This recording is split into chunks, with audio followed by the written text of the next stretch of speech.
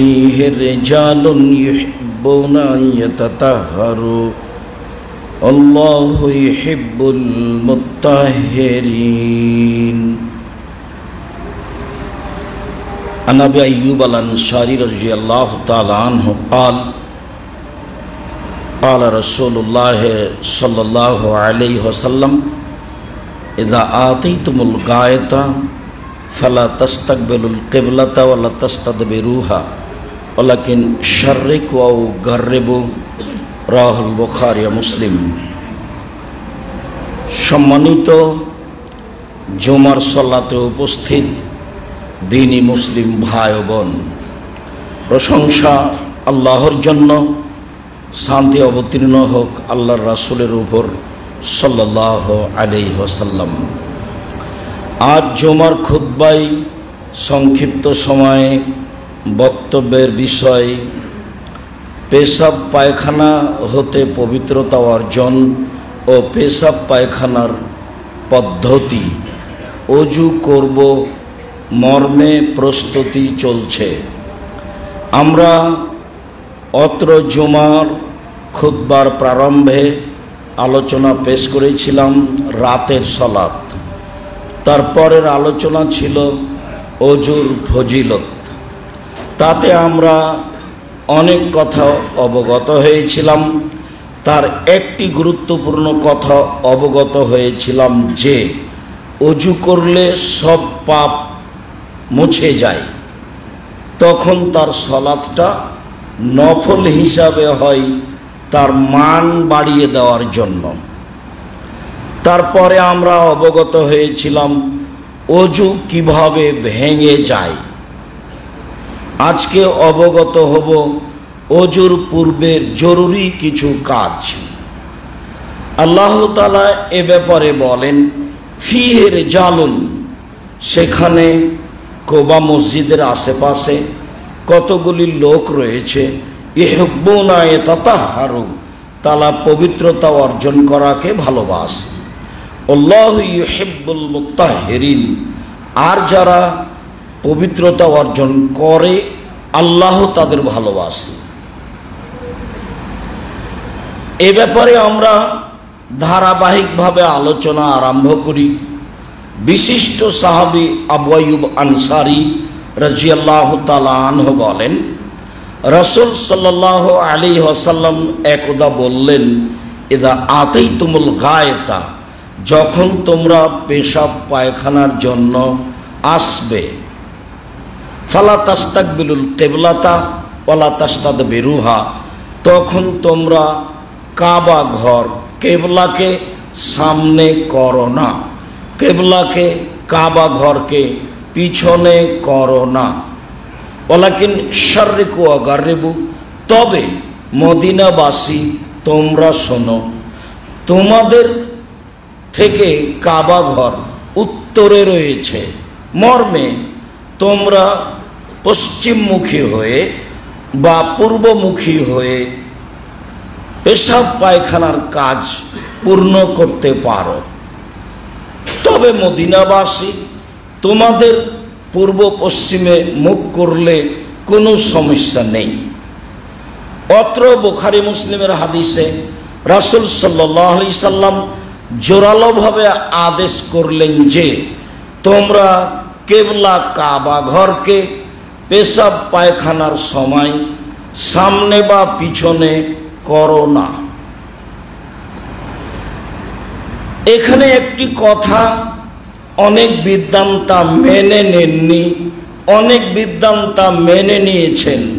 কথাটি স্পষ্ট থাকা ভালো, যেহেতু কথাটি বুখারী মুসলিমের হাদিস দ্বারা প্রমাণিত।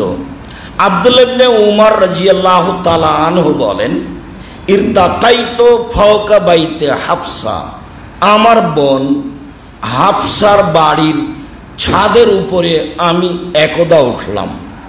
উমরের ছেলে আব্দুল্লাহ ইবনে উমর রাদিয়াল্লাহু তাআলা আনহু বলেন, আমার বোন হাফসার বাড়ির ছাদের উপরে একদা উঠলাম।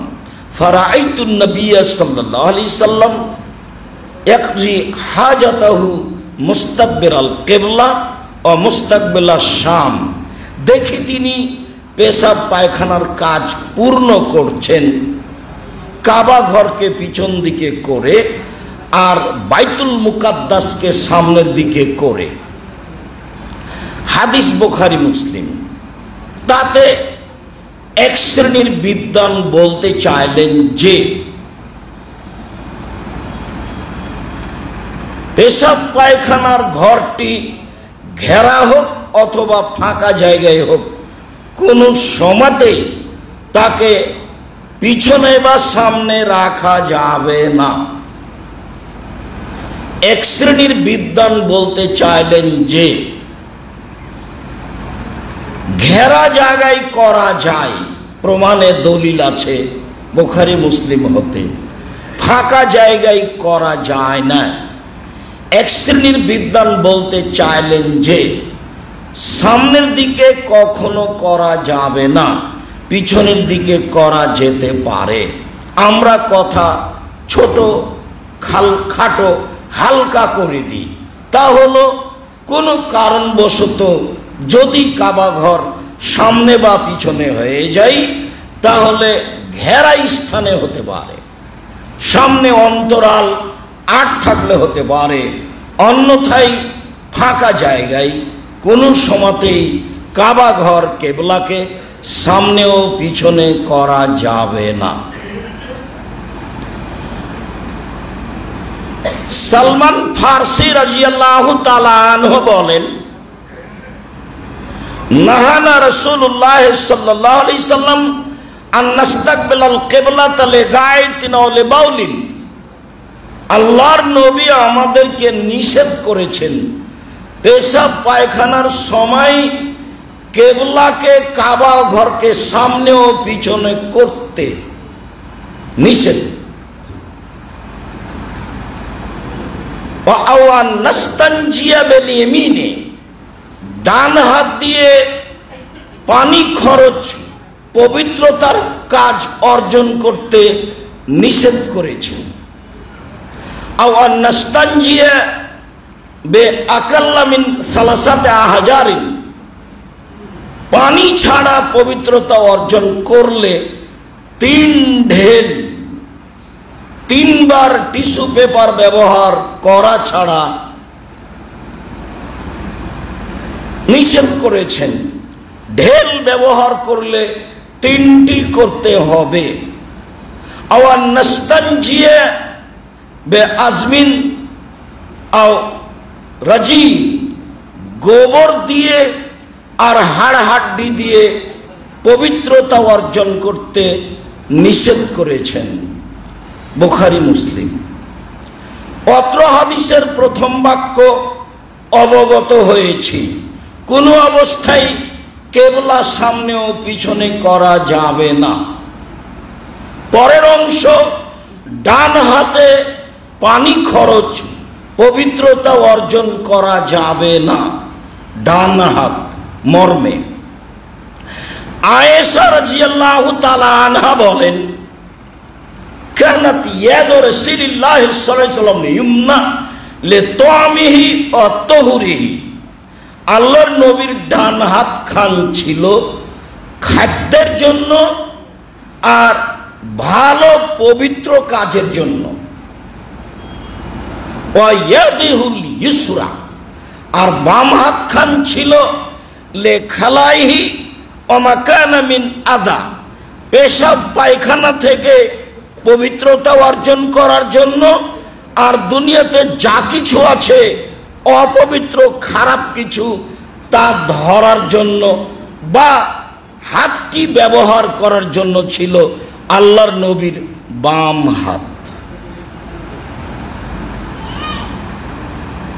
আব্দুল্লাহ ইবনে উমর রাদিয়াল্লাহু তাআলা আনহু বলেন, রাসূল সাল্লাল্লাহু আলাইহি ওয়াসাল্লাম বলেছেন, লা ইয়াকুলান্না আহাদুকুম বিশিমালিহি ওয়া লা ইয়াশরাবান্না বিহা, অবশ্যই অবশ্যই তোমাদের কোনো ব্যক্তি যেন বাম হাতে না খায়, বাম হাতে পান না করে, জরুরি ঘোষণা। আয়েশা আয়েশা রাদিয়াল্লাহু তাআলা আনহা বলেন, কানা রাসূলুল্লাহ সাল্লাল্লাহু আলাইহি ওয়াসাল্লাম ইউহিব্বুত তায়াম্মুনা ফি শানি কুল্লিহি হাত্তা ফি তুহুরিহি ওয়া তানাজ্জুলিহি ওয়া তানাওউলিহি। আল্লাহর নবী সব কাজে ডান ভালোবাসতেন, বিশেষভাবে পবিত্রতা অর্জনে, বিশেষভাবে জুতা স্যান্ডেল পরিধানে, বিশেষভাবে মাথার চুল চিরুনি করাতে। চিরুনি তিনি মাথার ডান দিকে লাগাতেন। তিনি ডানের জুতা আগে পরতেন, বাম পায়ে জুতা পরে পরতেন। তিনি সব কাজে ডান ভালোবাসতেন। একদা পানি পান করার পরে গিলাসটা দিতে চাইলেন অন্যকে পান করার জন্য। ওই সময়ে ডানে ছিলেন, বামে ছিলেন বড় বড় বিদ্বান, ওমর, আবু বকর সিদ্দিক, ডানে ছিল কিছু ছোট ছেলে। তা আল্লাহর নবী বললেন যে, ও ছোট ছোট ছেলে, তোমরা যদি আমাকে অনুমতি দাও তাহলে গিলাসটা আমি বাম দিকের বড় মানুষদের দিই। তখন ছোট ছেলেগুলি বলল, জি না, যেটা আমাদের সুযোগ রয়েছে আপনার পক্ষ থেকে পাওয়ার সেটা আমরা নিবই। তো আল্লাহ রাসূল বললেন, ঠিক আছে নাও। অত্র বুখারী মুসলিমের হাদিসে বোঝা যায় মুহাম্মদ সাল্লাল্লাহু আলাইহি সাল্লাম নিজ নীতিতে নিজেই জিম্মি, নিজ নীতিতে নিজেই জিম্মি। কেননা তার কোন নীতি তার ব্যক্তিগত নয়। নইলে তিনি সরাসরি বলতে পারতেন, পৃথিবীর এত বড় মানুষ, আদম থেকে নিয়ে কিয়ামত পর্যন্ত যত মানুষ এসেছে, যত মানুষ আছে, যত মানুষ আসবে, সবার চেয়ে দামি ব্যতিক্রম মানুষ মুহাম্মদ সাল্লাল্লাহু আলাইহি সাল্লাম। ইচ্ছা করলে বলতে পারতেন, আজ তোমরা ছোট ছেলে ডানে আছে থাকো, আমি বড়দের দিয়ে দিলাম। এই কথা তিনি বলতে পারতেন। এত বড় মানুষকে ছোট ছোট ছেলের কাছে অনুমতি নিতে হবে, উমারের মতো মানুষকে গিলাসটা দিতে? তিনি তার নীতির কাছে নিজেই জিম্মি। যে নীতি উপর থেকে এসেছে সেই নীতি পরিবর্তন করার অধিকার তার হাতে নেই। এটাই প্রমাণ করে বুখারী মুসলিমের হাদিস। আজকে যারা এক ধরনের শিক্ষার নামে শিক্ষিত, তারা বাম হাত ব্যবহার করে খাওয়া ও পান করাতে। অবাক হবেন আপনি, কিয়ামতের সব লক্ষণ হবে আরবীদের মাঝে। Saudi Arab, Kuwait, Qatar, Bahrain, Malaysia, Iraq, Abu Dhabi, Oman, এসব দেশেই সব কিয়ামতের লক্ষণ প্রমাণ পাবে। আমরা কিছু সাহায্য আপনাদের কাছ থেকে নিয়ে গাজাবাসী ফিলিস্তিনিদের মাঝে বিতরণ করছিলাম মিশরের এক ঘরে। আমি তাদের সাহায্য সহযোগিতা দেওয়া আরম্ভ করলাম। মহিলা পুরুষ সবাই বাম হাতে নিতে লাগলো। আমি দেওয়া বন্ধ করে কয়েকটা হাদিস শোনালাম, ডান হাতে নিতে হবে। তাতে বুঝলাম তারা আমার চেয়ে বেশি বুঝেছে। কেন? তারা আরবি ভাষার মানুষ। তারা হাদিসগুলিকে খুব সহজেই স্বাগতম জানালো হাসি মুখে। এবার যখন দিলাম তখন বাম হাতেই নিল আবারও। তার মানে মানুষে বলে মানুষ অভ্যাসের দাস। শিক্ষিত হলে কি হবে, আরবি হলে কি হবে, জন্মসূত্রে বাপ মাকে যেটা দেখছে তার গতিবিধি আচরণ শিষ্টাচার সে যেটা হয়েছে সেটাই সে পালন করছে। আল্লাহর নবীর আদেশের কথার 5 পয়সা তাকে দাম দিতে হবে সেটা সে প্রয়োজন মনে করে না। ডান হাতেই খেতে হবে, ডান হাতেই পান করতে হবে। পবিত্রতা অর্জন করার কাজ পেশাব পায়খানা থেকে বাম হাতেই করতে হবে, জরুরি ঘোষণা। রাসূল সাল্লাল্লাহু আলাইহি সাল্লামের পক্ষ থেকে একাধিক হাদিসে অনুরূপী কথা আসবে, যা দেখা যাবে।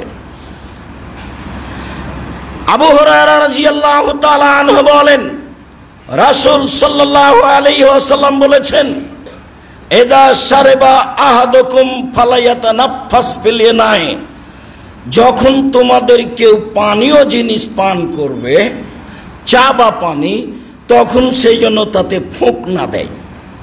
কি রহস্য আমি আর আপনি বুঝি। ফোঁক দিলে কি হবে?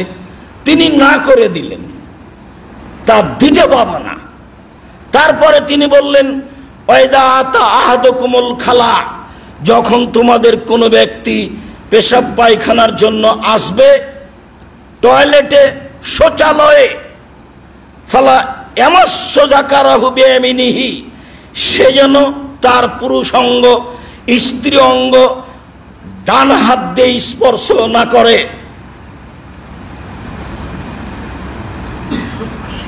তারপরে তিনি বললেন, ওয়ালা ইয়াতামাসসাহু বিয়ামিনিহি, আর সে যেন যখন পবিত্রতা অর্জন করবে, পানি খরচ করবে, তখন সে যেন ডান হাত ব্যবহার না করে, বাম হাত দিয়ে পবিত্রতা অর্জন করে। সব আদেশ, আদেশবাচক শব্দ। এবার আরো অবাক হতে হবে, অবগত হলেই বুঝবো কেমন কথা। আবু হুরায়রা রাদিয়াল্লাহু তাআলা আনহু বলেন, নবী করিম সাল্লাল্লাহু আলাইহি সাল্লাম বললেন, পৃথিবীর মানুষ ইন্নামা আনা বেকুম মিসলুল ওয়ালিদিলি ওয়ালাদিহি, নিশ্চয় আমি তোমাদের জন্য বাপ যেমন শিক্ষা দানে ছেলেকে, নিশ্চয় আমি শিক্ষা দানে তোমাদের কাছে বাপ যেমন ছেলের কাছে। মানে ছেলেকে মানুষ করতে হবে শিষ্টাচার দিয়ে, বিদ্যা দিয়ে, তা মূলত পিতার কাজ। সারাদিন পিতা ছেলে মেয়েকে পাহারা দিবে। ছেলে মেয়ে কি করে, কিভাবে কাপড় পরিষ্কার করে, কিভাবে বাড়িতে থাকে, কিভাবে চলে ফিরে, এখানে আল্লাহর নবী পিতাকে পাহারাদার বললেন। অন্য জায়গাতে আল্লাহর নবী মাকে পাহারাদার বলেছেন। মানে জাবের রাদিয়াল্লাহু তাআলা আনহু বললেন, আল্লাহর নবী যখন বললেন, জাবের তুমি কুমারী মেয়ে কেন বিবাহ করনি, তুমি তার সাথে খেলতে, ও তোমার সাথে খেলতো। তখন জাবের রাদিয়াল্লাহু তাআলা আনহু বললেন, আল্লাহর নবী, আমার পিতা উহুদের যুদ্ধে শহীদ হয়েছেন, 9 জন মেয়ে রেখে গেছেন।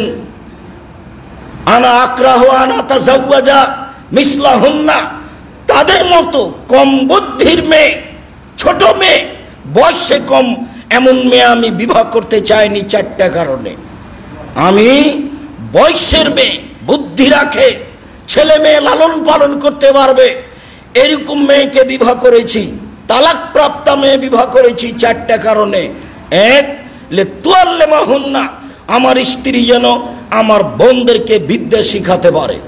2, লিতুআদ্দিবাহুন্না, আমার স্ত্রী যেন আমার বোনদেরকে শিষ্টাচার শিখাতে পারে। 3, লিতুরাজ্জিলাহুন্না, আমার স্ত্রী যেন আমার বোনদের মাথার চুল চিরুনি করে, পরিপাটি করে, সাজগোজ করে রাখতে পারে। 4, লিতাকুমা আলাইহিন্না, আমার স্ত্রী যেন আমার বোনদেরকে পাহারা দিতে পারে। হাদিস বুখারী মুসলিম। কি বিবেচনা আপনার আর আমার! আমি তো নিজেই একটা পট কিনে নিয়ে এসেছি বাচ্চার পেশাব পায়খানার জন্য, সেটা হলো ঘোড়া। ও তো সারাদিন বাড়িতেই আছে। আমার স্ত্রী একটা তরকারির বাটি কিনেছে, সেটা হলো কাতল মাছ। আমার স্ত্রী একটা আয়না কিনেছে, সেটা হলো রুই মাছ। আমার স্ত্রী কিছু প্লেট কিনেছে বাজারে যাওয়ার সুবাদে, তা হলো চিংড়ি মাছে ভরা। আর কাপড় চোপড় সব কিছুতে কার্টন আছে। সবার বাড়িতে যদি কার্টন থাকে, তারপরে ধর্ম তাকে অনুমতি দিবে, এর নাম ইসলাম নয়। ও নিজস্ব স্বাধীনতায় কিয়ামত পর্যন্ত থাকবে। মানুষ তা গ্রহণ করুক আর না করুক, তাতে আসে যায় না।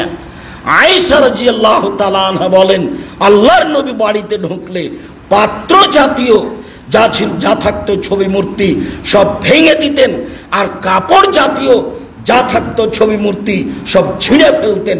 একাধিক সহিহ হাদিস। কথায় ফিরে যাই, এখানে আল্লাহর নবী বললেন, আমি হচ্ছি তোমাদের কাছে পিতা যেমন ছেলের কাছে, অতএব পিতার দায়িত্ব পালন করো। তো আমি বলি ওয়াল্লিমুকুম, আমি তোমাদের শিখিয়ে দিতে চাই। কি শিখাবো? দেখেন, শিক্ষক হিসাবে, পিতা হিসাবে জাতির সামনে কথা পেশ করছেন। এক নাম্বার, এই যে আতেই তুমুল গায়েতা, যখন তোমরা পেশাব পায়খানায় আসবে তখন ফালা তাস্তাকবিলুল কিবলাত ওয়ালা তাস্তাকবিরুহা, কাবা ঘরকে সামনে করো না, পিছনে করো না। সর্বোচ্চ মানুষ পৃথিবীতে পেশাব পায়খানার নিয়ম শেখাচ্ছে। তাই তো ইহুদিরা বলেছিল মোহাম্মদ নাকি তোমাদের বড় মানুষ, সে নাকি পেশাব পায়খানার নিয়ম শিখাইছি। ছি ছি, এটা কথা হলো? এটা কি বড় মানুষের কাজ? তখন সালমান ফারসি রাদিয়াল্লাহু আনহু বললেন, জি হ্যাঁ, আমাদের নবী পেশাব পায়খানার কথা এভাবে বলেন। তাতে তিনি বললেন ওয়া আমারা বেসালাসাতে আহজার, তিনটি ঢেলের মাধ্যমে পবিত্র অর্জন করতে বললেন। তাতে তিনি ওয়া নাহা আইয়াস্তানজিয়া বিররাউসে অর রিম্মা, গোবর এবং পচে যাওয়া, গলে যাওয়া, কাছাকাছি এরকম হাড়হাড্ডি দিয়ে পবিত্রতা অর্জন করতে নিষেধ করলেন। তাতে তিনি নিষেধ করলেন আই ইস্তাতিবার রাজুল বেয়ামিনিহি, মানুষ পবিত্রতা অর্জন করার সময় ডান হাত ব্যবহার করবে, এসব তিনি নিষেধ করলেন। অত্র হাদিসগুলিতে আমরা খুব ভালো বুঝতে পারছি যে পবিত্রতা অর্জন কিভাবে করতে হবে, ডান হাতের কথাটি বুঝেছিলাম। চলেন এবার আমরা একটা কিছু নিয়ম নীতিতে চলে যাই। আমাদের কাছে একটা জিনিস থেকে যাচ্ছে, তা হচ্ছে পানি দিয়ে পবিত্রতা অর্জন করা আর ঢেল টিস্যু পেপার দিয়ে অর্জন করা। আমরা সময়ের গতিতে বলবো ইনশাআল্লাহ। আমরা এখন আপাতত কিছু নিয়মে চলে যাই। আনাস রাদিয়াল্লাহু তাআলা আনহু বলেন, কারণ নবী সাল্লাল্লাহু আলাইহি সাল্লাম ইজা দাখালাল খালা ইয়াকুলু, যখনই তিনি পেশাব পায়খানার জন্য যেতেন তখন তিনি বলতেন আল্লাহুম্মা ইন্নী আউযু বিকা মিনাল খুবুসি ওয়াল খাবায়েস, আল্লাহ আমি তোমার কাছে আশ্রয় চাচ্ছি অপবিত্র জিন আর অপবিত্র জিন্নি হতে। বুখারী মুসলিম। যায়েদ ইবনে আরকাম রাদিয়াল্লাহু তাআলা আনহু বলেন, নবী করিম সাল্লাল্লাহু আলাইহি ওয়াসাল্লাম বলেছেন, ইন্না হাজিহিল হুসুসু মুহতাজারাতুন, ইন্না হাজিহিল হুসুসা মুহতাজারাতুন, পৃথিবীর মানুষ মনে রেখো, টয়লেট হচ্ছে, শৌচালয় হচ্ছে জিন শয়তান থাকার জায়গা। টয়লেটে, শৌচালয়ে জিন শয়তান থাকে। এজা দাখালা আহাদুকুম, কেউ যদি তোমাদের এই শৌচালয়ে যায়, ফালিয়াকুল, সেই জন্য বলে আউযু বিল্লাহি মিনাল খুবুসি ওয়াল খাবায়েস, আমি আল্লাহর কাছে আশ্রয় চাচ্ছি অপবিত্র জিন ও জিন্নি হতে। আলী রাদিয়াল্লাহু তাআলা আনহু বলেন, নবী করিম সাল্লাল্লাহু আলাইহি ওয়াসাল্লাম বলেছেন, সিদ্র মা বাইনা আইনিল জিন্নে ও আওরাতে বানি আদম, এজা দাখালা আহাদুহুমাল খালা ফালিয়াকুল বিসমিল্লাহ। পৃথিবীর মানুষ শুনে রেখো, মুহাম্মদ সাল্লাল্লাহু আলাইহি সাল্লাম বলেন, যখন আদমের ছেলে মেয়ে শৌচালয়ে টয়লেটে যায় তখন জিনের চক্ষু হতে অন্তরাল হিসাবে আর আদমের ছেলে মেয়ের পুরুষাঙ্গ স্ত্রী অঙ্গকে অন্তরাল হিসাবে ব্যবহার করতে হবে বিসমিল্লাহ। মানে যদি আমি বলি আল্লাহুম্মা ইন্নী আউযু বিকা মিনাল খুবুসি ওয়াল খাবায়েস, শয়তান পুরুষাঙ্গ স্ত্রী অঙ্গ দেখতে পাবে কিন্তু ক্ষতি করতে পারবে না। আর যখন বলবো বিসমিল্লাহি আল্লাহুম্মা ইন্নী আউযু বিকা মিনাল খুবুসি ওয়াল খাবায়েস, তখন ক্ষতি তো বহুদূরের কথা, দেখতেই পাবে না।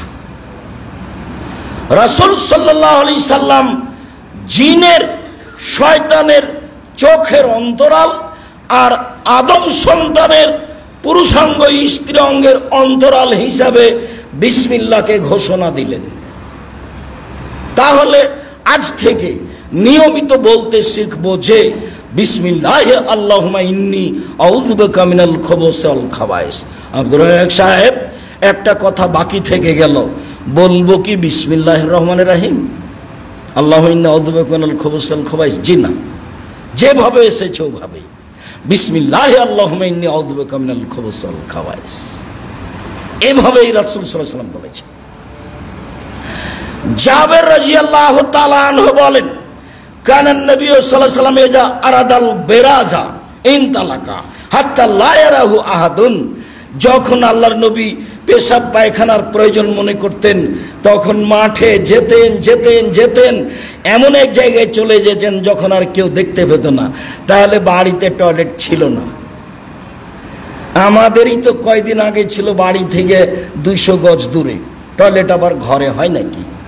তারপরে ঘরে বাড়ির একটাতে আসলো, তারপরে এখন প্রায় সবটাতে। তো যাক, রাসূল সাল্লাল্লাহু আলাইহি সাল্লাম এমনটার জন্য দূরে চলে যেতেন, যখন আর মানুষ কেউ দেখতে পেত না এরকম জায়গায় যেতেন, তখন তিনি বসতেন।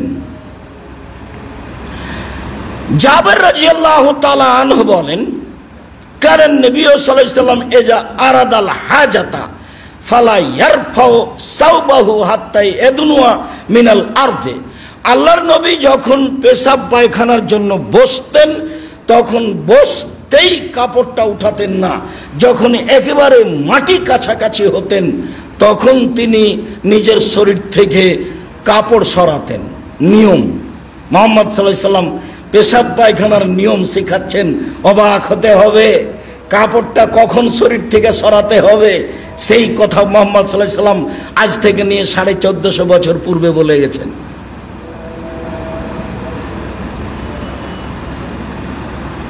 সম্মানিত দিনী ভাই বোন, রাসূল সাল্লাল্লাহু আলাইহি সাল্লাম স্ত্রী মিলন সহ পারিবারিক সব কিছু কথা জাতির সামনে পেশ করে গেছেন, যাতে করে জাতি তার পদ্ধতি সব কিছুতে গ্রহণ করতে পারে। মানুষ গ্রহণ করুক আর না করুক, আল্লাহর নবী দিয়ে গেছেন, এ কথাই ঠিক। আবু হুরায়রা রাদিয়াল্লাহু তাআলা আনহু বলেন, রাসূল সাল্লাল্লাহু আলাইহি ওয়াসাল্লাম বলেছেন, ইযা আতাইতুমুল গায়তা আও ইযা আতাইতুম মুস্তাহাম্মাকুম, যখন তোমরা তোমাদের টয়লেটে বা গোসলখানায় আসবে, তো ফালা ইয়াগতাসিলু ফিহি ওয়া ইয়াতাওয়াদ্দাউ ফিহি ফালা ইয়াবুলান্না আহাদুকুম, তো গোসলখানায় তোমরা পেশাব করো না। কেন? একটু পরে সেখানেই অজু করবে, একটু পরে সেখানেই গোসল করবে, তাহলে তোমরা গোসলখানায় পেশাব করবে কেন? ফাইনা আম্মাতাল ওয়াসওয়াসা মিনহু, সাধারণত ধারণা ওয়াসওয়াসা এখান থেকে আসতে পারে, আসে। আহারে, পেশাব মনে হয় ছিটে পড়েছে গায়ে, আহা পেশাব মনে হয় এখানে মেঝেতে পড়ে আছে, এদিক ওদিকে দেওয়ালে মনে হয় পেশাব ছিটে আছে, এমনটা হতে পারে, যার কারণে তোমরা গোসলখানাতে পেশাব করো না, যেখানে তোমরা অজু করবে, যেখানে তোমরা গোসল করবে। সম্মানিত দিনী ভাই বোন, এখন তো আমাদের শৌচালয় টয়লেট যেটা, সেটাই হলো গোসলখানা, সেটাই হলো পেশাবখানা, সেটাই হলো পায়খানা, সব কিছুই মনে রাখতে হবে। সেইগুলি ছিল মাটির, পানি ঢেলে দিলেই সহজে পরিষ্কার হওয়ার পথ ছিল না। আর এখন হচ্ছে একেবারে উন্নত মানের, শোয়ার ঘরটা যত ভালো, টয়লেট তার চেয়ে অনেক বেশি ভালো, সবাই চেষ্টা করে। মনে রাখা ভালো হবে, জনৈক ব্যক্তি মসজিদে ঢুকে পেশাব আরম্ভ করলো। সাহাবীগণ তাকে ধমকাতে লাগলেন। আল্লাহর নবী বললেন, থামো, ধমকায়ও না, পেশাব করতে দাও। পেশাব যখন শেষ হলো তখন তিনি বললেন, শোনো, মসজিদ হচ্ছে সলাতের জায়গা, কোরআন তেলাওয়াতের জায়গা, তাসবিহ তাহলিলের জায়গা, পেশাবের জায়গা নয়। তারপরে বললেন, উমর, আবু বকর সিদ্দিক, তোমরা পানি নিয়ে এসে পেশাবের উপরে ঢেলে দাও। হাদিস বুখারী মুসলিম। বাঙালি যদি গালি না দেয়, কিছু যদি না বলে, তাহলে অন্তত বলবে, যা যা পানি নিয়ে আয়, পেশাব করলি কেন, পানি নিয়ে এসে ঢেলে দে। আল্লাহর নবী তাকে বললেন, মসজিদ পেশাবের জায়গা নয়, মসজিদ হলো সলাতের জায়গা, মসজিদ হলো কোরআন তেলাওয়াতের জায়গা, মসজিদ হলো তাসবিহ তাহলিলের জায়গা। আর বললেন, উমর, আবু বকর সিদ্দিক, পানি নিয়ে এসে পেশাবে ঢেলে দাও। হাদিস বুখারী মুসলিম। শিষ্টাচার, যেদিন শিষ্টাচারের আলোচনা হবে সেদিন বলবো শিষ্টাচার কাকে বলে। অবাক শিষ্টাচার। সম্মানিত দিনী ভাই বোন, অত্র হাদিসে বুঝছিলাম যে সেখানেই পেশাব করতে পারি, পায়খানা করতে পারি, তাহলে পানি ঢেলে দিয়ে সেটাকে পরিষ্কার করে দিতে হবে। তখন গোসল করলে কোনো সমস্যা নেই, তখন অজু করলে কোনো সমস্যা নেই। আপনার টয়লেটটা ভিন্ন থাক ঘেরা আর গোসল ভিন্ন থাক, সেটা ভালো, সেটা আপনি করেন, কিন্তু যেখানে পেশাব করেছেন সেখানেই গোসল করতে পারবেন যখন পেশাব করার পরে পানি ঢেলে দিয়েছেন, ধুয়ে গেছে, তখন পরিষ্কার হয়ে গেছে। তখন যতক্ষণ পর্যন্ত পেশাব পায়খানার মধ্যে আছেন ততক্ষণ পর্যন্ত আপনি কোনো জিকির আজকার করতে পাবেন না। যখন আপনি বসছেন তখন বন্ধ, যখন উঠলেন তখন চালু। এখন এই টয়লেট শৌচালয় বড় আছে, আপনি বিসমিল্লাহ বলে অজু করেন, কোনো সমস্যা নেই। আপনি অজু শেষে দোয়া পড়ুন, কোনো সমস্যা নেই। পেশাব পায়খানা চলাকালীন কোনো প্রকার ইবাদত চলবে না, সব বন্ধ, যা একাধিক হাদিসগুলি দ্বারা প্রমাণিত হয়। আমরা বিষয়টি ভালোভাবে অবগত হচ্ছিলাম বলে আমরা মনে করছি, বাকি অংশ পরে। আল্লাহুম্মা সাল্লি আলাইহি, আল্লাহুম্মা বারিক আলাইহি।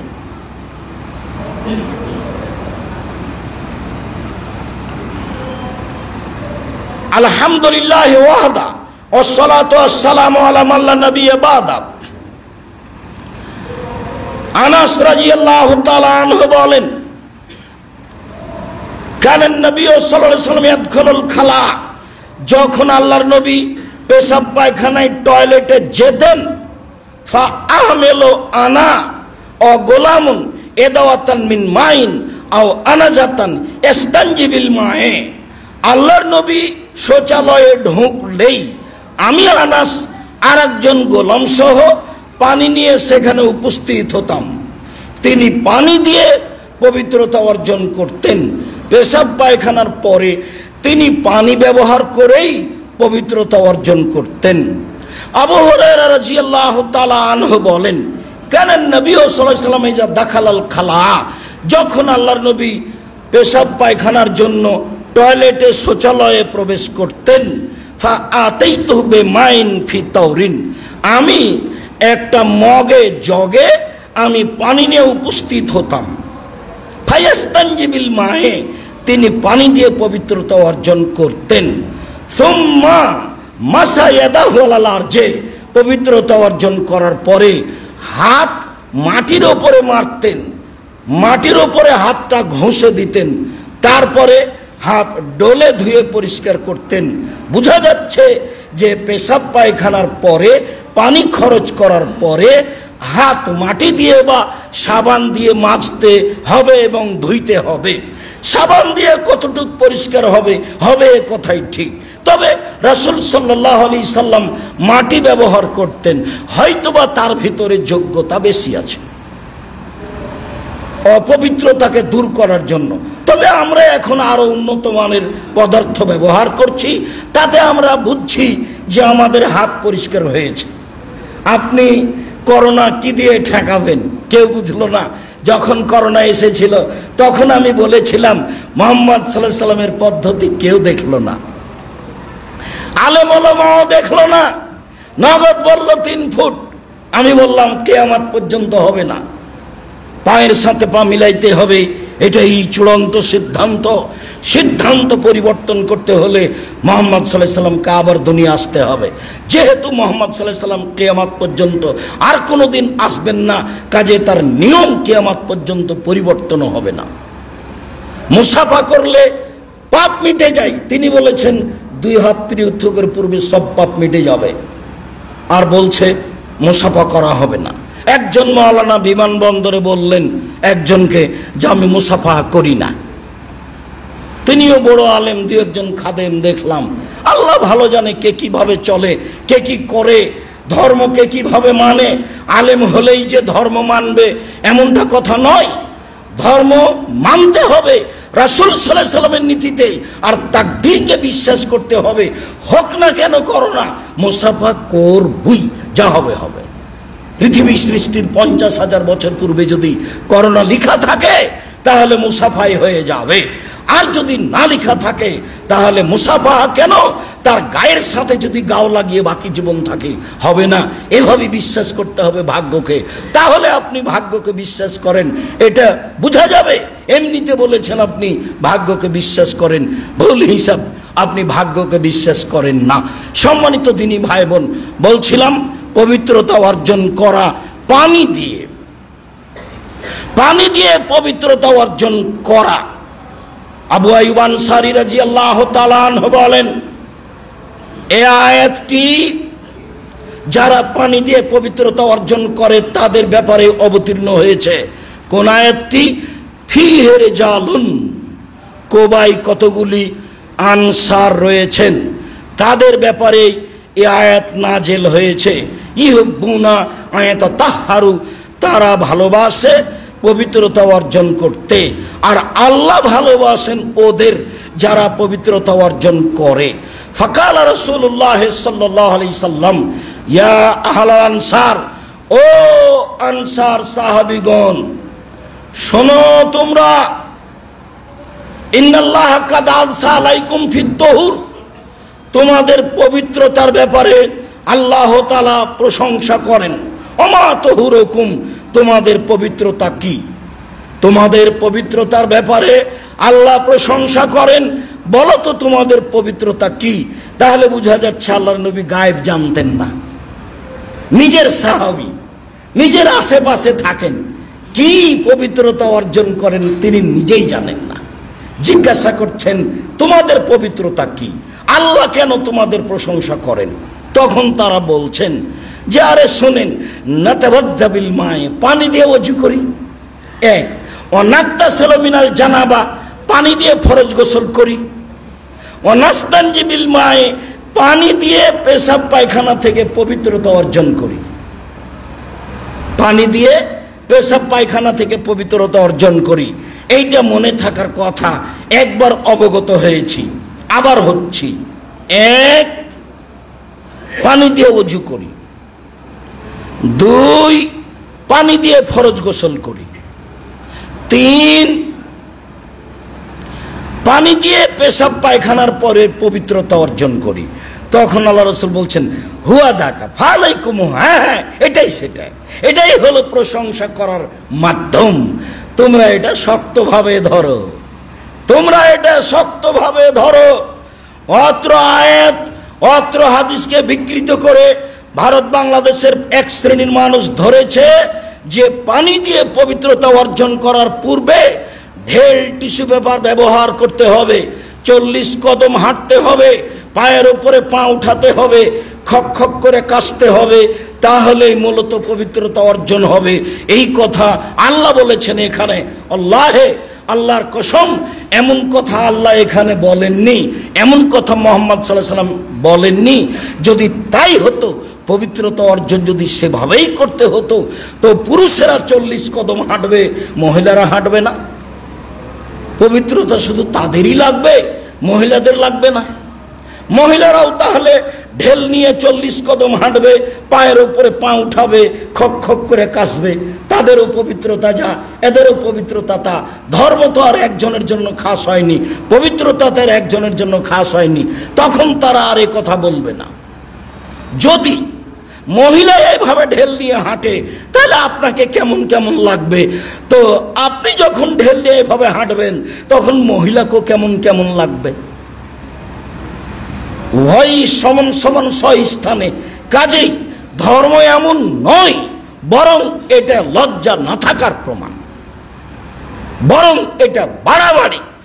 সম্মানিত জুমার সালাতে উপস্থিত দ্বীনি মুসলিম ভাই বোন, রাসূল সাল্লাল্লাহু আলাইহি সাল্লাম ঘোষণা দিলেন ওরা পবিত্রতা অর্জন করেছিল এইভাবে যে অজু করত পানি দিয়ে, যে ফরজ গোসল করত পানি দিয়ে, যে তারা পেশাব পায়খানার পরে পানি দিয়ে পবিত্রতা অর্জন করত, তাই আল্লাহ তাদের প্রশংসা করেছে।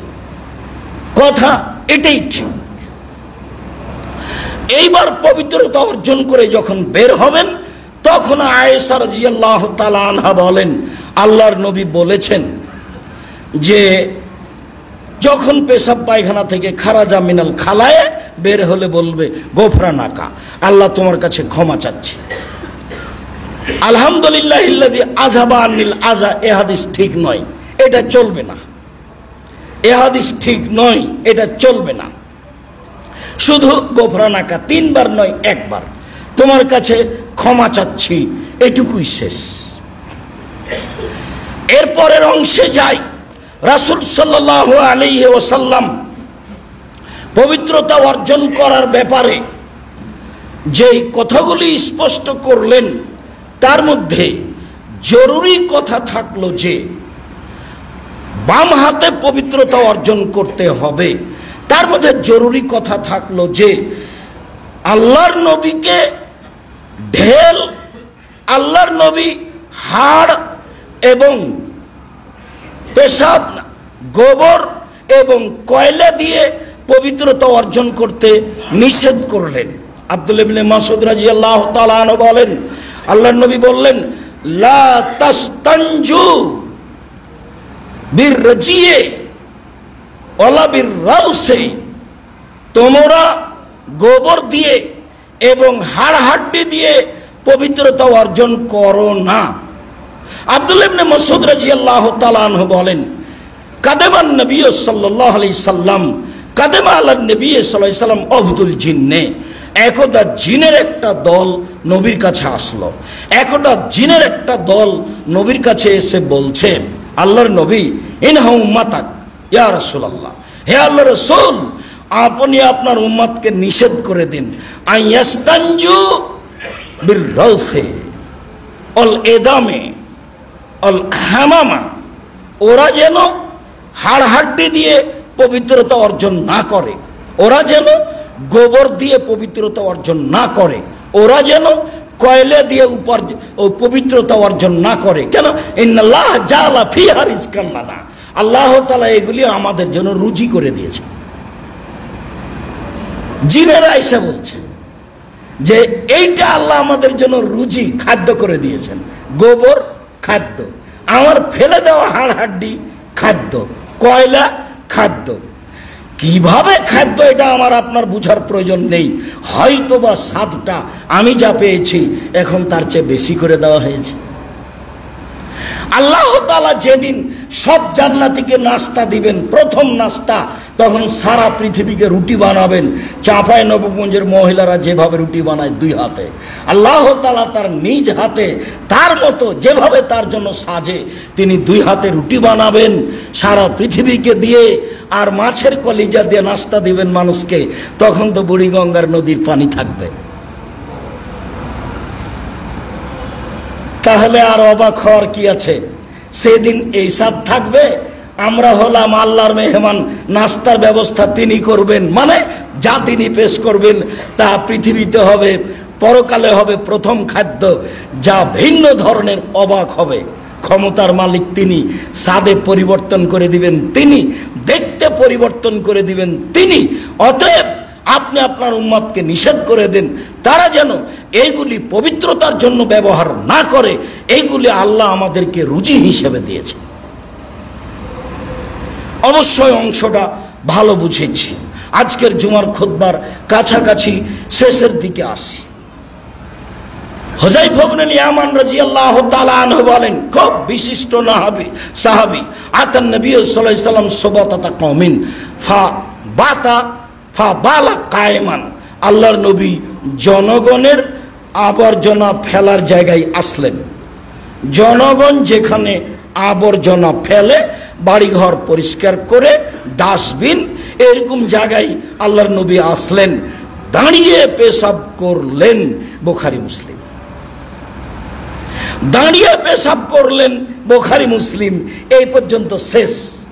এখন এক শ্রেণীর বিদ্বান বলতে চাইলেন অনেক কথা, বসার সুবিধা ছিল না সেই জন্য দাঁড়িয়ে। কেউ বললেন পাশে সাহাবীগণ ছিলেন, বসলে বায়ু আসতে পারে, পরিবেশ কেমন কেমন হবে, সেই জন্য দাঁড়িয়ে পেশাব করলেন।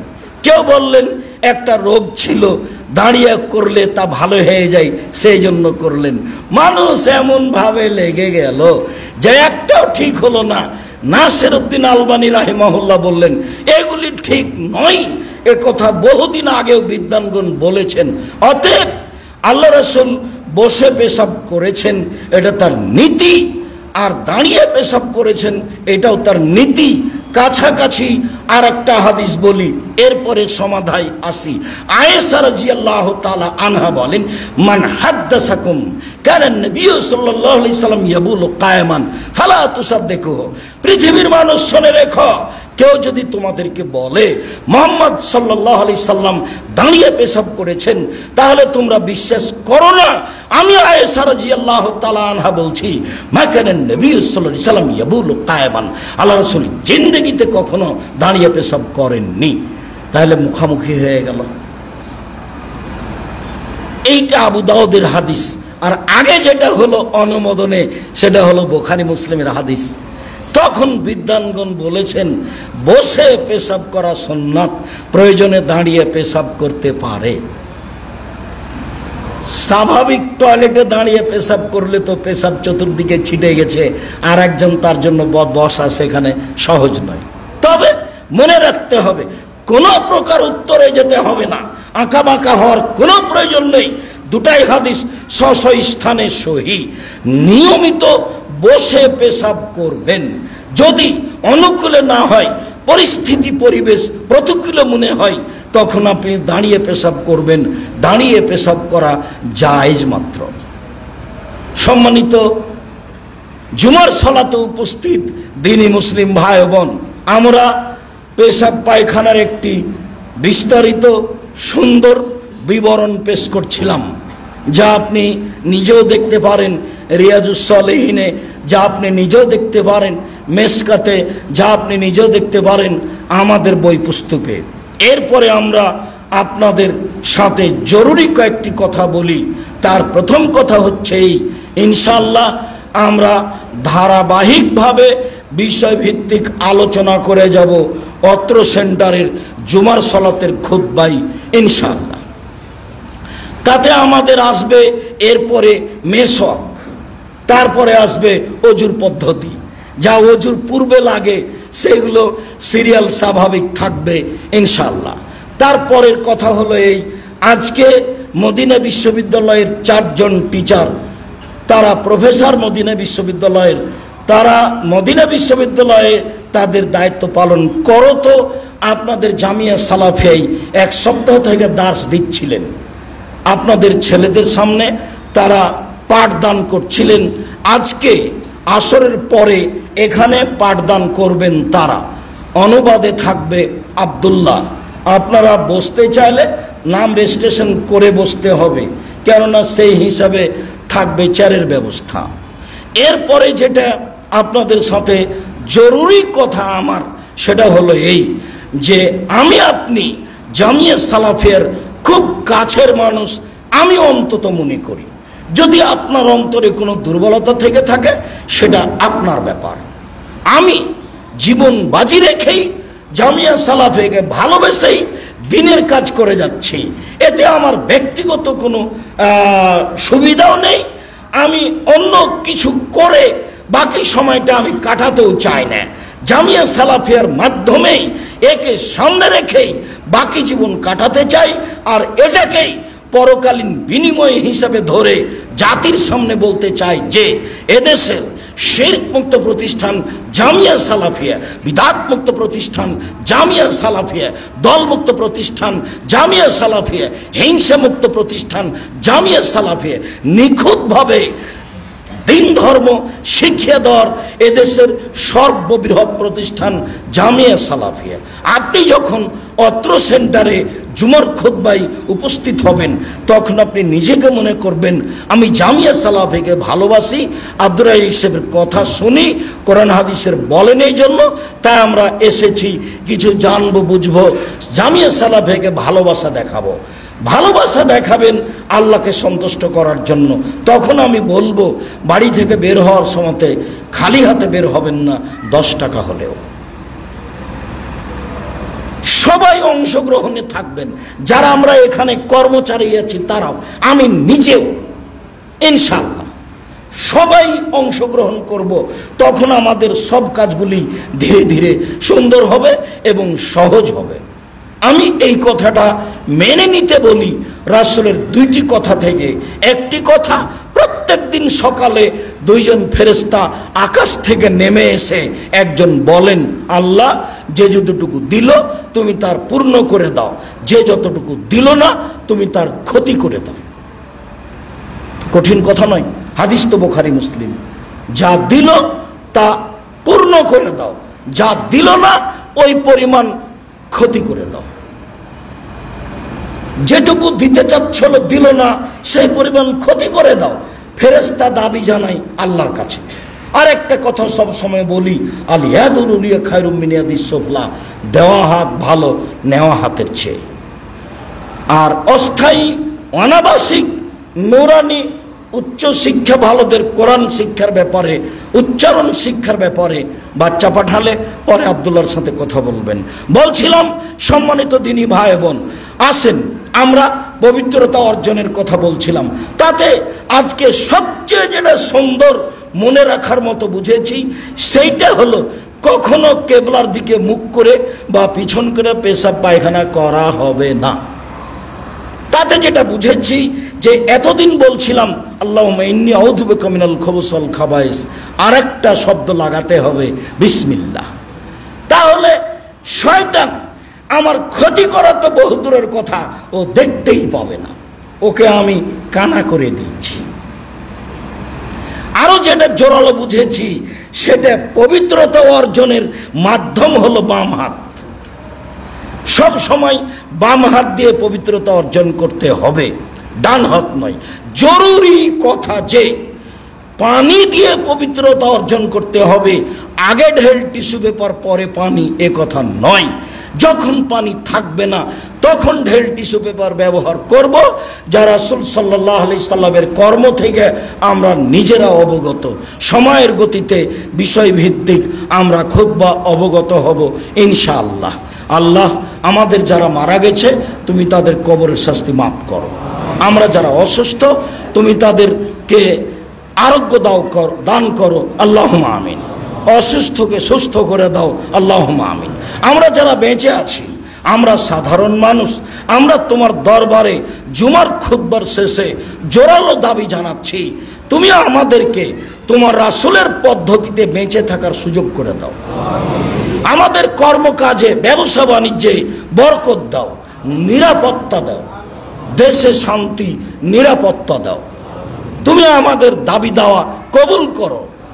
শিক্ষা প্রতিষ্ঠান সঠিক অন্তরে তোমার দরবারে বলছি, তুমি আমাদের এই শিক্ষা প্রতিষ্ঠান কবুল করো। এ দিয়ে এদেশের ছেলে মেয়েকে, আমাদের ছেলে মেয়েকে তোমাকে চিনার, তোমাকে জানার, তোমাকে বুঝার তৌফিক দান করো। তোমার দরবারে এই জোরালো দাবি জানাচ্ছি। মর্মে সেই বাক্যটি আবার বলি, বাপ হলো ছেলের কাছে কেমন, আল্লাহ নবী বলছেন, আমি তোমাদের সামনে তোমাদের পিতা যেমন তোমাদের কাছে। তাহলে বর্তমান বাপ ছেলেকে সায়েন্স পড়াবে, সেই জন্য ম্যাট্রিক পরীক্ষার সময় 5 জন শিক্ষক টিচার রেখেছেন। তাহলে বাপ ছেলেকে শিক্ষা দেওয়ার জন্য জীবন বাজি রেখার চেষ্টা করছে, কথা ঠিকই আছে। আপনি পিতা হিসাবে এই চেষ্টাই করেন, তবে এর চেয়ে আরো কোনো গ্রহণীয় চেষ্টা আছে নাকি সেটা আপনি দেখেন। আপনারটা যেন আপনার কাছে পরবর্তীতে ভুল হিসাবে না দাঁড়ায়। যেহেতু পিতা আপনি, ছেলে আপনার, শিক্ষা দিতে হবে আপনাকে, এই কথাই মোহাম্মদ সাল্লাল্লাহু আলাইহি ওয়াসাল্লাম ঘোষণা দিলেন। তবে পিতা হিসাবে ছেলে মেয়েকে কেমন শিক্ষা দিবেন, কি শিক্ষা দিবেন, কার নাম শিষ্টাচার, কার নাম নিয়ম নীতি, অবশ্য আপনি নিজে জেনে ছেলে মেয়েকে অবগত করাবেন। জোরালো আমি আব্দুর রাজ্জাক বিন ইউসুফ, আপনি আমার কাছের মানুষ হিসাবে আমি দাবি রাখলাম, আপনি পালন করার চেষ্টা করবেন। আল্লাহ তুমি আমাদের কবুল করো। তোমার দরবারে এইসব কিছু দাবি রেখে আজকের জুমার খুতবা এখানে শেষ করলাম। আল্লাহুম্মা সাল্লি আলাইহি, আল্লাহুম্মা বারিক আলাইহি।